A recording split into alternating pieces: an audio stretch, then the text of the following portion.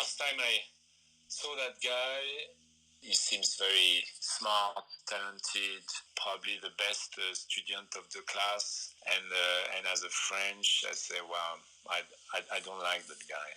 But 2 minutes later, I totally changed my mind.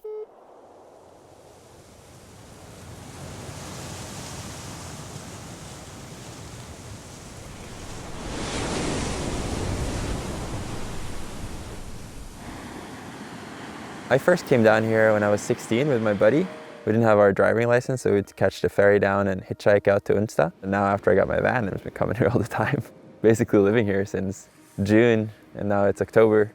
So right up until ski season, basically. I grew up in Tromsø. I was like pretty geeky. I was really into science and books. I read a ton. And in Norway, football, soccer is huge. It's like religion. I tried to play, but I'm not competitive at all. Like, I really do not care about winning. So I never really got into it. Surfing was actually my first passion as a kid. I discovered surfing before I knew that there was skiing and ski culture and all that. So when I was 11, my family moved to Australia for a year. My mom was painting while my dad was doing his medical research, and I got into surfing and surf culture. And then when I got back to Norway, I didn't live close to the ocean anymore. But my friend Vegard showed me ski movies, and I realized it was kind of the same thing.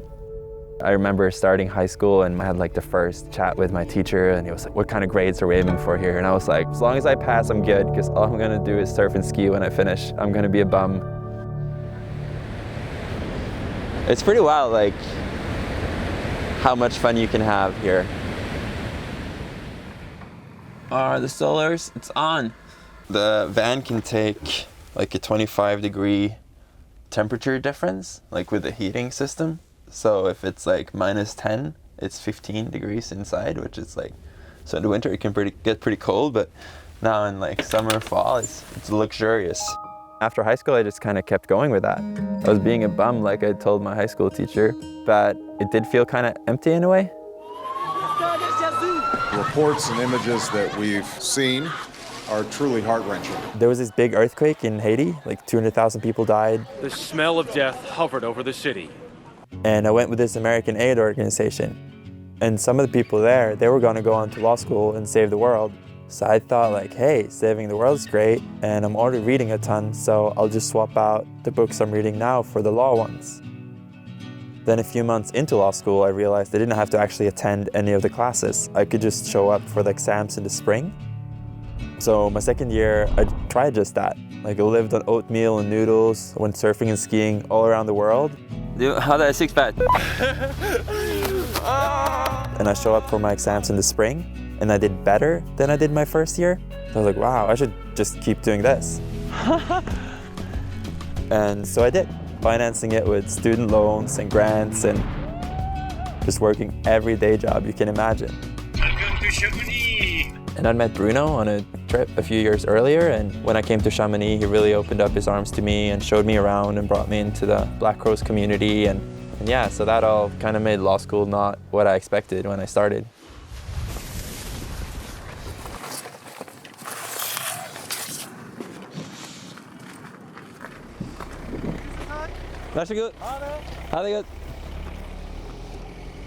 So this is the daily commute here in Lofoten, from my home to work. The lifestyle here is awesome. I just live in my van on the beach. I wake up in the morning. If there's waves, I go surfing. If not, I go and work. And if there is surf, I go work after the surf.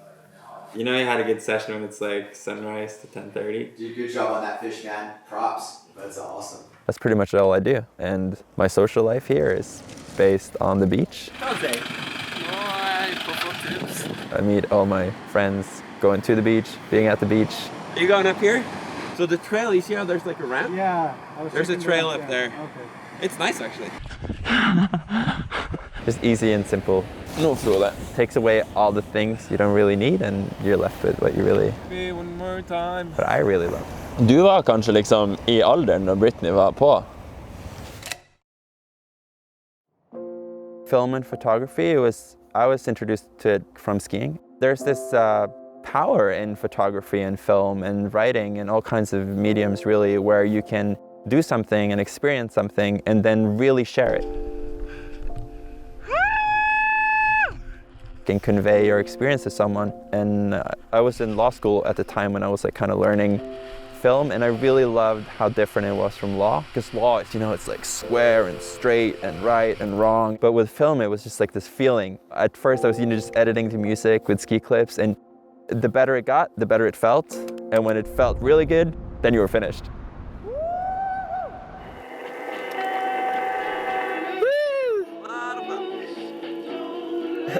Initially I just wanted to ski because I loved it and I wanted to be a ski bum. All right, sir, what up? But then after a while I started realizing that if I was going to stay in skiing, I had to like make room for it in my life.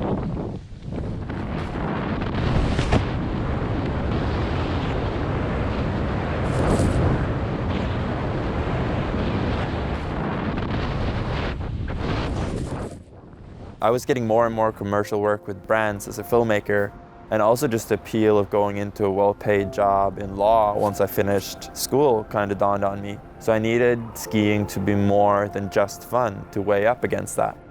I remember I was like early 20s before I really went for it. Got on the qualifier tour, like really grinding like the shittiest competitions, and it was just the means to an end. I didn't really care about winning.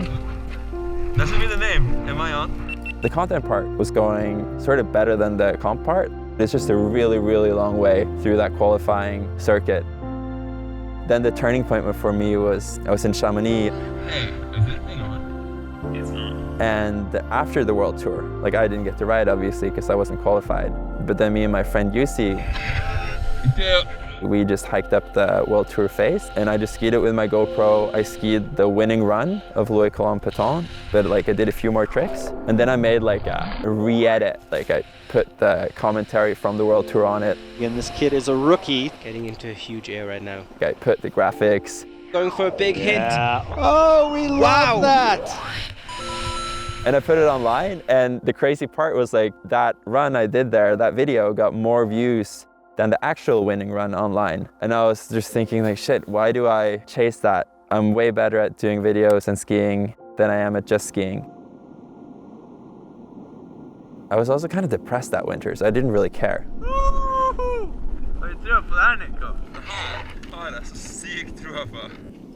I would yell glory or death and send it.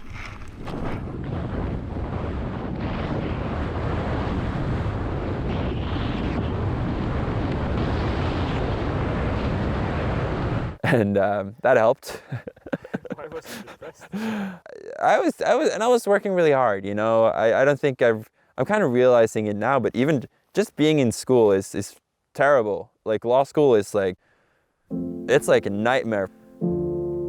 I was lucky throughout, but I had friends who, you know, stay up to 12 a.m. like for weeks on end, like studying throughout the year, and they would still not know the stuff that was on the test. So it was just like this feeling of never being good enough.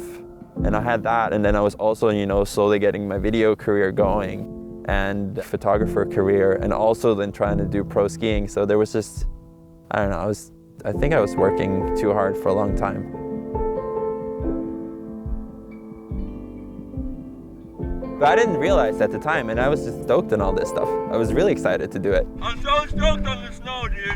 I think that all kind of culminated with when I finished law school. I was so happy to be out because I was like, okay, now I can put all my energy into skiing.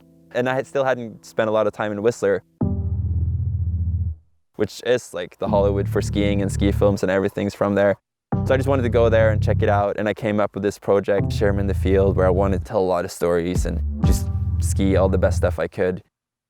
So I just like went all in, hired lots of filmers. I got a pretty decent budget to do it for my sponsors at this point. But I did work way too hard, way too much. I had these 2 big avalanches in Lingen that spring, doing 2 different short films in the middle of doing Schirmer in the Field, which was like a big web series with lots of films. This is the scariest avalanche I've ever seen. And I realized like I'd sucked the fun out of everything that I loved by just going too hard. You know, I was exhausted, I was super depressed. I had to just pull the brakes, cancel all my plans for May, and I just went to Lofoten and surfed, hanging with good friends, and just like, hey, like, wow, okay, you gotta like slow down.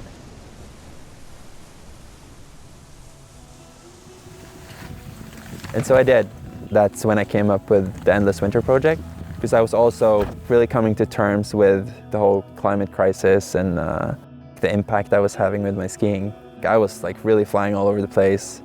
I didn't care about like what happened to me or the planet. I was just going for it. And I realized I really had to care about how I was doing and how the planet was doing. So I scaled back from 15 episodes and 3-4 short films in a season to doing 3 episodes and some other projects. And I surrounded myself with good friends who I spent the winter with. And also just tried to minimize my footprint to see if it was possible to live up to my professional goals as a skier while lowering my impact. Holy, this snow is, look at this now. It just feels way better to live aligned with your values. Yeah, I really wonder like how do you feel? How is your life? Like right now, I'm really, really good. I mean, I had an awesome winter, the best fall, like surfing, the best waves of my life, surrounded by good people and working on like good projects that are fun and I find meaningful. And I'm doing something that I didn't expect I would be doing in a way that I couldn't even imagine. And that kind of tells me that I shouldn't like try to look too far into the future. If I do something that's fun and meaningful every day, you're gonna have a good life, because then every day will be fun and meaningful.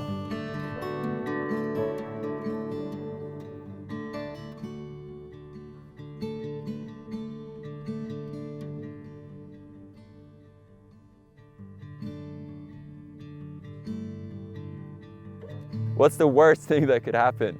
We're in a first world country. Like, the worst thing that happens is you're like semi-poor. No, I'm positive.